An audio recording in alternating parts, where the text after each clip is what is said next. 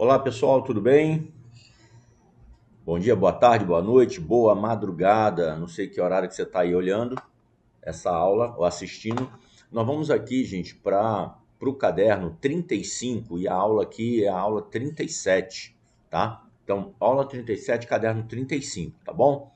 É porque os cadernos não estão batendo com a aula, porque a gente teve aí algumas aulas extras, né? Com e caderno também extra, né? Foi feito caderno extra e aí não bate efetivamente. O número da aula não quer dizer que é o número do caderno, tá? Então, essa aula é a 35 com o caderno, ou aula 37 com o caderno 35, tá bom? Então vamos lá, aqui a gente vai falar do registro de imóveis, tá? Ainda terminando aqui o registro de imóveis. E esse caderno aqui é um caderno um pouquinho maior, ele tem 30 e poucas páginas, né? Então vamos começar aqui, ele foi dividido em partes, então é a parte um. Aqui eu botei um mapeamento interdisciplinar, que você pode ir pegando aqui, analisando, olhando. Gente, é aquilo, sempre me ajude aí nessa questão das referências, dos artigos, o que você puder mandar para mim, faz uma erratazinha, manda para mim, se puder, vai me ajudar muito, né? E vai ajudar a gente no futuro, né? Tá com um material mais atualizado, livre de qualquer tipo de equívoco, de erro ou de falha, até de omissão de alguma coisa, de repente acrescentar alguma coisa, sugerir o acréscimo de alguma coisa, tá? A gente está buscando aí aperfeiçoar o máximo possível esse material é inédito, mas vai servir de base para os próximos cursos preparatórios que nós vamos fazer para o ENAC, né? Não só para o ENAC, mas também as primeiras fases de outros concursos. A gente vai analisando aí no que a gente pode estar auxiliando e mentorando vocês, tá bom? Então aqui a gente vai para a parte um, tá? Na parte um nós vamos falar de competência territorial e competência material do registro de imóveis. Então já vamos guardar a primeira lógica, a lógica do sistema, tá, gente? A competência material e territorial do registrador de imóvel é absoluta. Se a competência é absoluta, significa que os negócios jurídicos que sejam registrados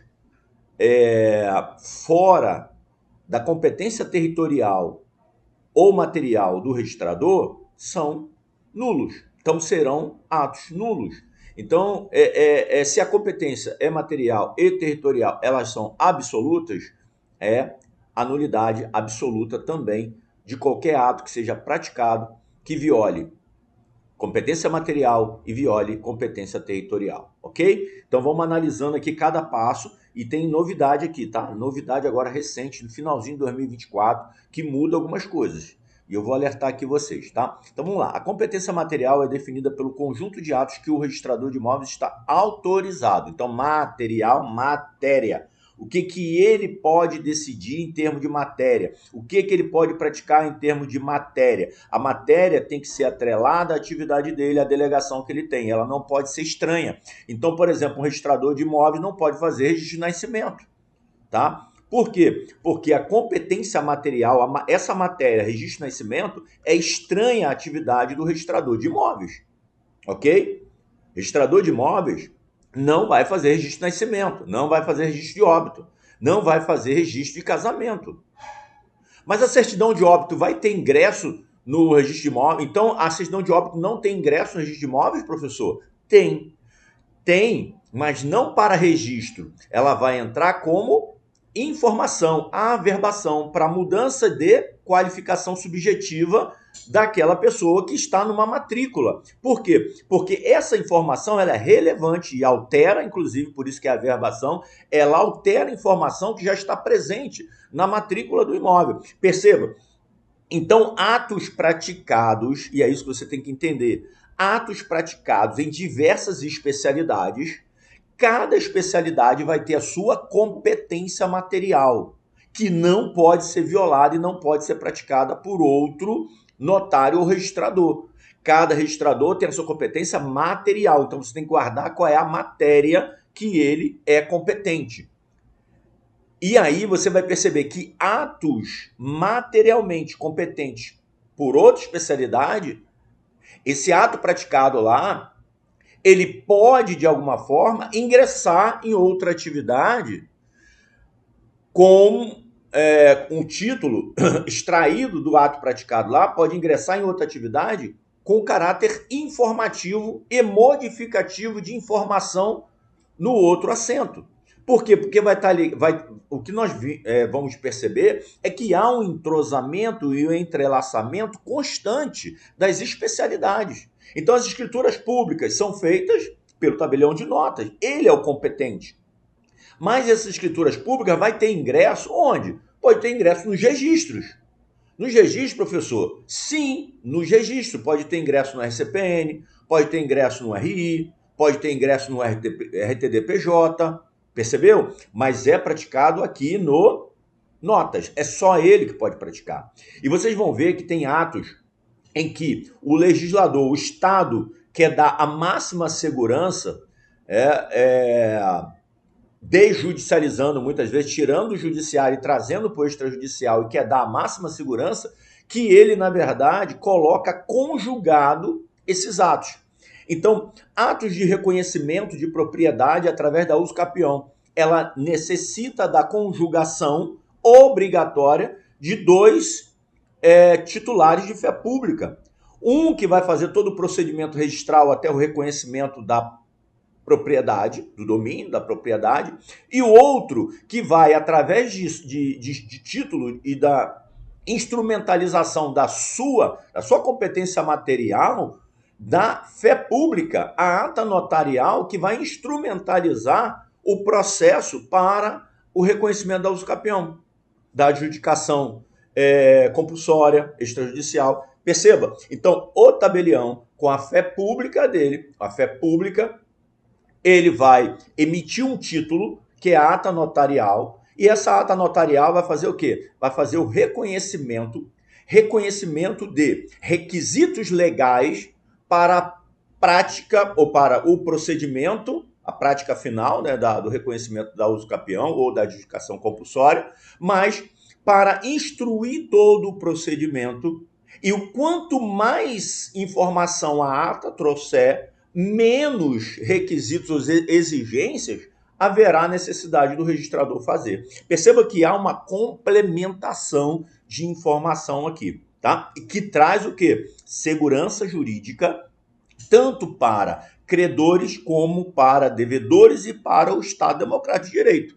Por quê? Porque aqui você está cumprindo função social estatal, função social da propriedade, você está cumprindo aqui, garantindo o direito de propriedade e garantindo que a função social da propriedade seja cumprida. Garantindo aqui circulação de riqueza, né? Quando você olha lá para o artigo 170. Então, perceba, essa atuação conjunta vai dar um resultado final com a máxima segurança jurídica. Ok? Tranquilo? Então, perceba, cada um no seu quadrado. É isso que você tem que guardar. O que é a competência material? Cada um no seu quadrado. Ok? Então, registrador é registrador, tabelião é tabelião, registrador de imóveis, ele tem a competência material dele definida por lei. Tá? Competência material definida por lei, princípio da legalidade e tudo que ele vai ter que aferir no momento de fazer uma qualificação registral. Registrador civil, mesma coisa. Ele tem toda a competência dele definida por lei. Registrador de títulos e documentos, mesma coisa. Registrador civil de pessoa jurídica, mesma coisa. Tá? Se você for lá para o marítimo, mesma coisa. Tá? Na mesma coisa. A lavratura e o registro de contratos marítimos, também com a responsabilidade específica para aquele que recebeu a delegação para a prática daquele ato. Ok? Tranquilo até aí? Beleza. Então vamos lá, guarde isso. Competência material, ela é absoluta. Então não pode um registrador lavrar uma escritura. Não pode um tabelião fazer um registro de imóveis. São competências absolutas e se elas forem praticadas fora da competência material do registrador, ela é eivada de nulidade absoluta. Ok? Aí tem os amparos legais, e aí a gente traz, né? Qual é a competência então, professor? Bom, quando você vai para o registro de imóveis, instituição, modificação, extinção de direitos reais sobre imóveis. Só você pegar lá o Código Civil, você vai ver, tá? Você tem aí, então, todo o processo, né? Ali tem transmissão, mas a transmissão, na verdade, ela é o quê? Ela é uma exteriorização da extinção e da instituição. Porque quando você transmite, você está extinguindo e instituindo no novo, né? Então, assim, guarda isso: instituição, modificação, transmissão, extinção de direitos reais sobre imóveis. Promessa de compra e venda irretratável. Isso aqui, e aqui tem uma relação, você vai ter que olhar um 67, isso aqui é bem exemplificativo. Olha o 67. E tudo que está ali você vai ver que é ingresso de direitos reais, ingresso no folho real ou no livro auxiliar, porque o registro de imóveis tem dois livros, tem o livro principal, que é o livro 2, primeiro, protocolo, né? Protocolo, registro geral, terceiro, registro auxiliar, e depois tem os indicadores, tá? Beleza? Os indicadores reais e pessoais. E aí, o que acontece? Você vai ver lá no 671 o rol de títulos que tem ingresso no registro de imóveis, tá bom? Aqui tem alguns que são exemplos só, tá bom? E você vai ter, então, também a definição do que é registro e do que é averbação. O que é registrado, o que é averbado, guardando sempre o quê? Registro constitui, olha lá, institui, modifica ou extingue direitos. Guarda isso. Registro, ou ele vai instituir o direito, ou ele vai modificar, ou ele vai instituir o direito, ou ele vai extinguir o direito, tá? Ele também pode gravar de ônus reais, pode modificar, haveria a possibilidade também de modificação de direito, mesmo no registro. E a averbação? A averbação, ela sempre vai mudar as informações do registro. Por exemplo, teve lá um ingresso de um ônus reais. Ingressou um ônus reais. Vamos lá. Digamos aí que entrou uma hipoteca. A hipoteca foi registrada. Uma alienação fiduciária foi registrada. E aí, para ela sair depois, ela entra, grava a matrícula está gravada com uma informação. E aí é o quê? É uma instituição de direito real. Por quê? Um direito, a esses que eu falei, por exemplo, são de garantias. Então, direito real de garantia de terceiro. Tá? Então, direito real de garantia. Esse direito real de garantia, ele ingressa garantindo o direito de terceiro sobre aquele imóvel. Ok? Então, por exemplo, uma hipoteca, ela está ingressando, garantindo o direito real daquele credor, que pode ter tido origem lá num contrato de mútuo, com a hipoteca garantindo, né, um contrato de hipoteca garantindo, ingressa aqui, garantindo o direito real de terceiro, que é o credor. E aí o que acontece? Quando é que ele vai sair daqui? Quando ingressar um novo título, ingressar uma nova informação, averbando o cumprimento da obrigação que está ali naquele título. Averbou, cumpriu, a averbação vai cancelar aquela instituição de garantia, tá? Instituição de garantia. Então guarda isso, o registro sempre vai instituir, modificar, transmitir, extinguir direitos reais. E a averbação, ela sempre vai ter o cunho de fazer cancelamento do que foi registrado. Então, registrou ali e vem a averbação cancelando, ou trazer informações importantes à matrícula. Por quê? Nós trabalhamos num sistema, inclusive com o surgimento da 13.097, agora 14.382, trouxe a importância muito grande da concentração matricial. O que é o princípio da concentração matricial? É o concentrar na matrícula tudo aquilo que é relevante para a matrícula, tudo que é relevante para o imóvel e que seja necessária a exteriorização dessa informação. que eu consiga levar para lá o que eu quero produzir como conhecimento amplo e restrito, ou seja, um efeito erga omnes, porque o que ingressa na matrícula, ele tem efeito de publicidade, publicidade qualificada, lembra? Publicidade qualificada, publicidade passiva, mais publicidade. Qualquer um pode vir aqui e buscar informação, então ninguém pode alegar desconhecimento do que está na matrícula. Então, se existe uma ação, mesmo que não seja uma ação real ou pessoal repersecutória, mas que o autor da ação, no momento que ele ingressa com a ação, ele já solicita ao juiz uma certidão para informar na matrícula que aquele imóvel pode ser utilizado como garantia para uma ação de indenização, por exemplo. Aquele que for negociar com o proprietário do imóvel já vai ter esse conhecimento.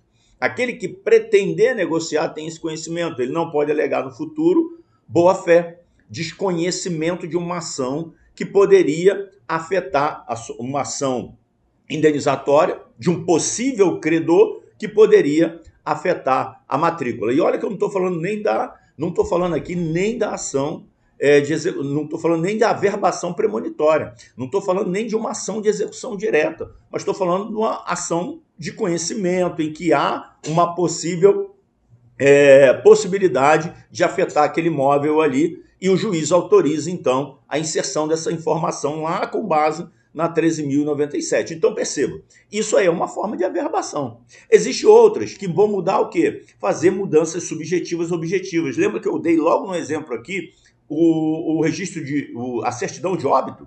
A certidão de óbito, ou seja, o óbito entra no RI? Não, quem é competente por registrar o óbito, fazer o registro. É bom que aqui a gente já está falando para todos, não só para o registrador de imóveis, né? Não é só aula de registro, é aula de registro de imóveis, é aula de atividade notarial registral como um todo, a gente vai invadindo as outras áreas também, tá? Então, quando o RCPN faz o registro de reconhecimento do óbito, então um registro declaratório de que houve o óbito e emite uma certidão, essa certidão ela tem ingresso em outros acervos públicos. Para quê? Para levar essa informação, para desconstituir vínculo, para constituir novos vínculos, ou para... são informações juridicamente relevantes. Então, se são informações juridicamente relevantes, ela vai para o RCPN, perceba, o registro de óbito ele vai para o RCPN de forma declaratória, não é constitutiva, é declaratória, tá? Não é constitutiva, tá bom? Porque ele já estava morto, houve uma declaração, um reconhecimento estatal da morte, fim da personalidade jurídica, registrou, ok, emite certidão, agora sim, com a certidão e a confirmação do óbito, que é feito pelo registro, é só a partir daí que há o reconhecimento estatal do fim da personalidade jurídica, e aí sim, pode ter efeito ex-tunc, claro que vai ter sempre efeito ex-tunc, tá? Sempre o registro de óbito vai ter efeito ex-tunc. Por quê? Porque sempre vai se registrar após a morte. Pode ser no mesmo dia, pode ser um dia depois, pode ser 2 dias depois, pode ser, né, um registro de óbito tardio? Pode. E aí sempre vai ter efeito ex-tunc. Ele retroage? Vai retroagir seus efeitos, tá? Para o dia da morte. O reconhecimento estatal vai ser para aquele dia da morte. Por que isso é importante? Porque pode ter, e aí é legal que a gente vai fazendo aqui uma conexão com o sistema. Informativo, inclusive, porque o RCPN ele tem que informar aos órgãos estatais os dados da morte e o reconhecimento da morte pelo Estado. Através dessa informação, então, por exemplo, digamos que esse óbito foi registrado 3 meses depois da morte e os benefícios previdenciários estavam sendo pagos indevidamente. Alguém estava recebendo? Então, quer dizer, existe uma repercussão muito grande, tá? Aí, essa certidão de óbito, ela, então, vai conectar várias informações, inclusive no RI. Se essa pessoa é detentora de bens, ele vai ter ingresso no RI. Para que ele vai ter ingresso no RI, gente? Primeiro, para se alterar a qualificação subjetiva. Por isso que ele é averbado no RI, porque ele vai alterar a qualificação subjetiva daquele titular de domínio, daquele titular da propriedade.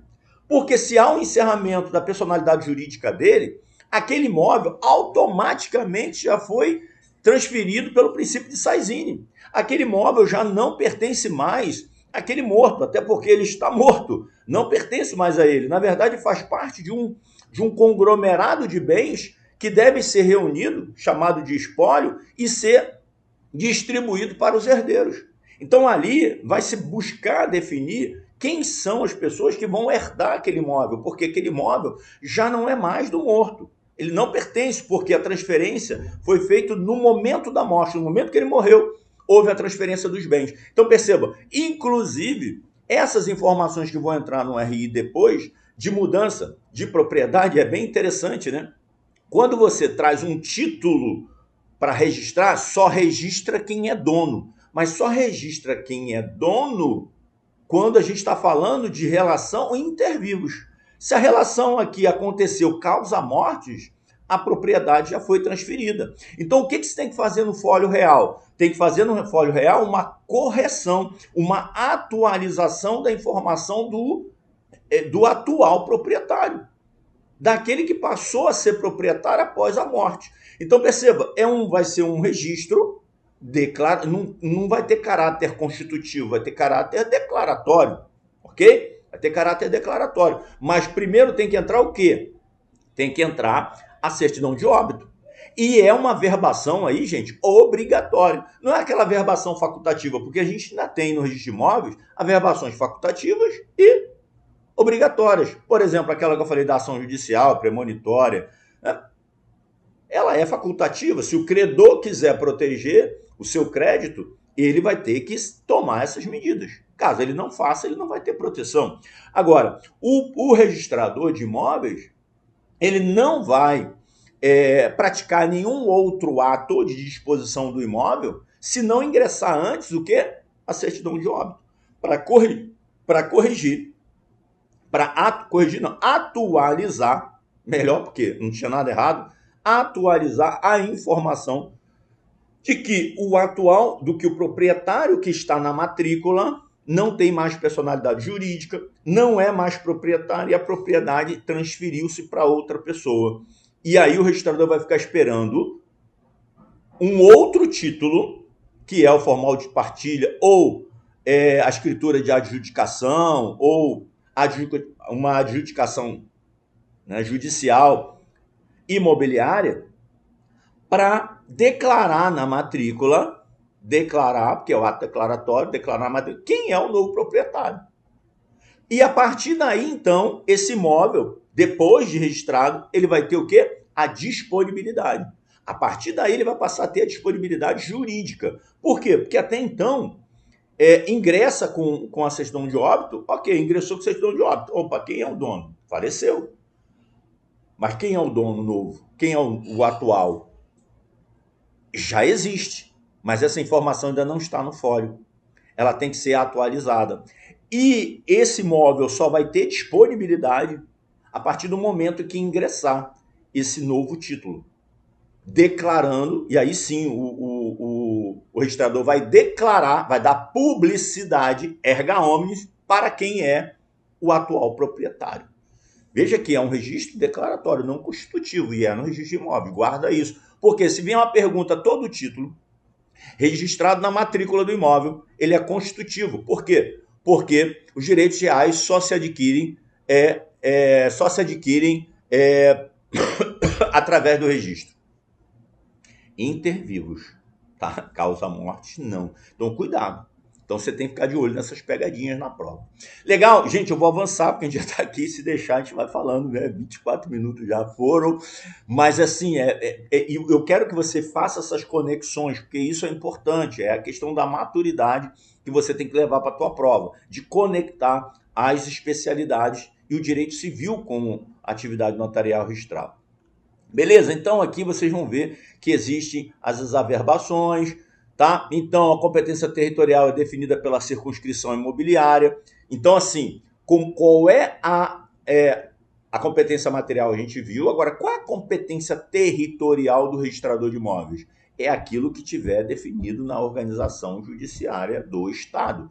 E essa organização é feita por lei estadual, com iniciativa do Tribunal de Justiça. Então, é projeto de lei apresentado à Assembleia, mas sempre vai ser por lei. Perceba, competência absoluta. Então, o registrador não poderá praticar atos no seu cartório que seja de imóveis fora da sua área de circunscrição, ok? Então, delimitada por lei estadual com iniciativa exclusiva do respectivo Tribunal de Justiça. E agora, uma novidade muito recente, muito de finalzinho agora, resolução 609 de 2024 do CNJ diz o seguinte: o CNJ tirou a autonomia absoluta e exclusiva dos tribunais de justiça dos estados de montarem um projeto de lei e enviar direto para a Assembleia sem submeter antes ao CNJ.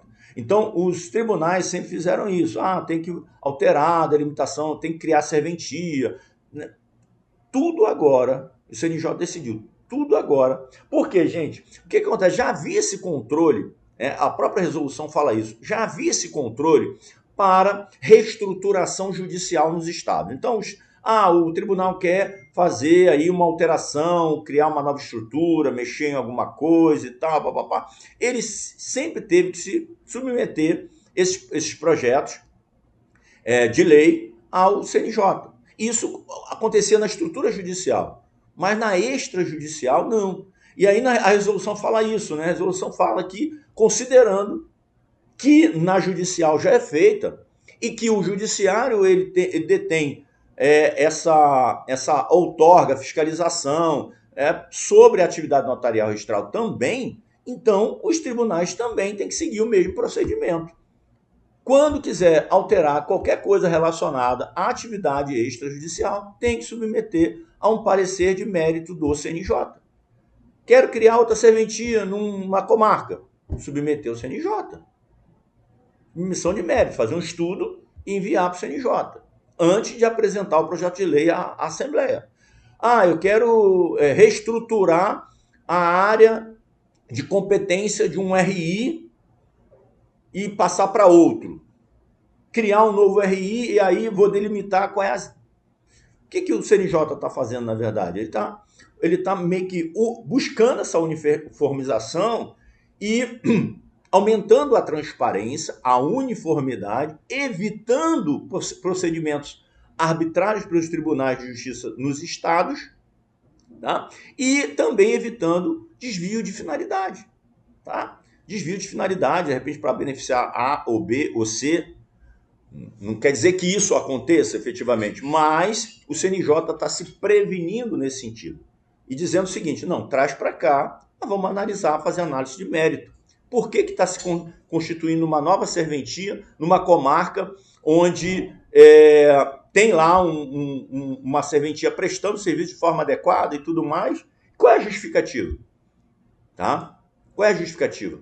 Há algum desvio de finalidade ou não nisso? Então agora, a partir de dezembro agora de 2024, todos os projetos de lei, guarda isso, todos os projetos de lei que visem alterar qualquer coisa na atividade extrajudicial nos estados tem que, primeiramente, ser enviado ao CNJ para uma análise de mérito, análise técnica de mérito, num parecer, para depois, aprovado lá, ser enviado para a Assembleia Legislativa do Estado. Ok? Guarda isso, resolução 609, tá bom?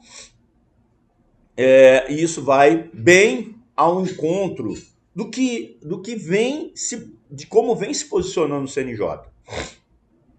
Numa busca de uniformização. O que é a prova do ENAC? É uma busca de uniformização. Tentar deixar a coisa bem uniforme em todo o território nacional, para que não haja discrepâncias. Né? E o que é o Código Nacional de Normas? Eu entendo que é uma valorização da atividade extrajudicial, é entender que o foro extrajudicial tem a sua finalidade, tem o seu propósito, tem a sua atividade, é regulado realmente pelo pelo Poder Judiciário, fiscalizado pelo Poder Judiciário, mas isso em âmbito estadual, né, claro, mas também em âmbito nacional. Então é buscar uniformização até para trazer mais segurança jurídica, porque se o foro extrajudicial está atrelado ao judiciário e nós temos, principalmente como base da nossa atividade, a segurança jurídica, ela não pode ser discrepante, não pode haver discrepância nos estados. Tá? Não pode uma coisa ser regulada de um jeito no estado, no outro ser regulada de outro, no outro ser regulada de outro. Então, assim, são atendimentos extrajudiciais jurisdicionais diversos. Então, a cada lugar, ou seja, o habitante ou o morador de uma determinada comarca tem um tratamento diferente por morar naquela comarca. Se ele mudar, ele vai ter um tratamento notarial registral diferenciado. Não poderia, deveria ter uma uniformização, e é isso que eu entendo que o CNJ vem buscando cada vez mais. Tá? E aí, nós temos aqui, então, a Lei de Registros Públicos, tá? Aquela questão da competência territorial e aqui a resolução, ó. Artigo 3º e seguinte, ó, determina que a criação, desmembramento, extinção ou organização territorial das serventias só podem ocorrer, tá? Beleza? Então tem que ter aí o acompanhamento técnico. Deixa eu até buscar aqui, peraí, só um pouquinho, confirmar aqui. Beleza. Eu trouxe aqui para vocês, ó, a resolução 609. Olha aqui, ó, determina aos tribunais de justiça o envio ao CNJ dos anteprojetos de lei relativos aos serviços notariais de registro sob sua fiscalização, para elaboração de parecer de mérito antes do encaminhamento ao Poder Legislativo local. Tá bom? E aí, nas considerações, ele colocou aqui, ó, considerando que os anteprojetos de lei de criação de cargos de magistrados, servidores, cargo em comissão, funções comissionadas e unidades judiciárias são encaminhados ao CNJ para aparecer antes da remessa ao Legislativo, e que a mesma lógica deve se aplicar aos anteprojetos da lei considerados atividade notarial de registro. Então, assim, se tudo que é da estrutura judiciária vem para o CNJ com parecer, qual é a lógica de quando isso ocorre na atividade notarial registral, ela não vir para cá? Então tem que ir. Aí está aqui, ó, os tribunais de justiça devem encaminhar ao Conselho Nacional de Justiça os anteprojetos de leis relacionados ao serviço notarial de registro sob sua fiscalização, inclusive os que tratam de emolumentos e suas atualizações, para elaboração de parecer técnico antes do encaminhamento ao Poder Legislativo. Beleza, gente? Então, os processos administrativos de parecer de mérito sobre anteprojetos aos quais se aplica essa resolução serão distribuídos ao corregedor. O corregedor nacional ele tem um prazo de 60 dias, tá, para proferir o seu voto, a contar do protocolo. Se isso não ocorrer, aí sim o tribunal local pode enviar o projeto para o legislativo. Ó. Caso não seja observado o prazo, o anteprojeto poderá, tá vendo aqui, ó, ser apresentado pelo órgão do Poder Judiciário ao Legislativo, independentemente do parecer do CNJ. Mas a regra tem que ter o parecer, ok? Guardaram aí? Botei aqui só para vocês, porque isso aqui ficou equivocado aqui, ó. Na hora que transcreveram aqui, ficou equivocado. Então vou tirar aqui o caderno de vocês, tá bom? Bom, jurisprudência administrativa do CNJ reforça que alterações... Então, ó, alterações unilaterais por atos administrativos, ainda que de consideração, não são inconstitucionais, ou seja, não pode ter alteração por atos, alteração que eu digo aqui, de competência, tá? Alteração de competência, seja ela material, seja ela territorial, não pode ser feito por atos infralegais, tá bom, gente? Beleza? Então aqui tem aqui a possível pegadinha, tá?